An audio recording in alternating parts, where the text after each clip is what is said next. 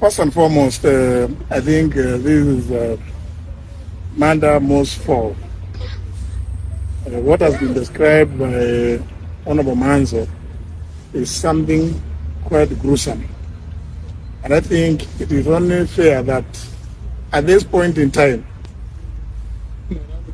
the country should shelve all other business they have to discuss this matter of abductions and extrajudicial killings. When I called the press conference on the 12th of January, I ended by saying that this matter, if left unchecked, can plunge this country into chaos and anarchy, and called for a national dialogue, or indeed a commission of inquiry to inquire into these gruesome murders and be told whether there is a policy. I'm not aware of it.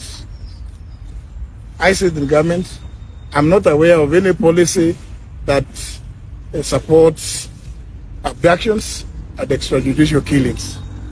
And it is not right that parents like these ones and relatives can stay for periods in excess of 40 days looking for their loved young ones. And we sit somewhere claiming that we are discussing matters about the economy of this country. Economy for who? If we are killing them, abducting and killing the young ones, so who are you doing the economy for? This matter needs to be taken with the seriousness that it deserves. And you know, I said, I was lucky that when my son was abducted, I was able to reach the president, and he immediately ordered Nurdin Haji to release him. And Nurdin, went ahead and released him. How about these parents and relatives who cannot reach the president? It is something that is so serious that we must shelve all other things that we are doing, because I do recall that during the campaigns, we went around the country saying that abductions, extrajudicial killings would never happen at our watch. But now it is happening.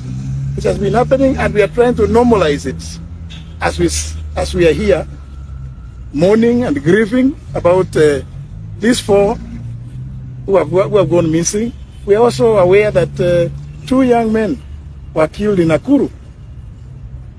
So it's in circumstances that are very clear that those involved are security personnel. I want to say we cannot be told that the police do not know. Our police is known to be one of the most efficient in this region. And therefore, if they wanted to crack this matter and bring the culprits to book, it will be a matter of just a few days or hours. So I'm calling upon everybody in government, and more so particularly because ultimately responsibility must belong to somebody.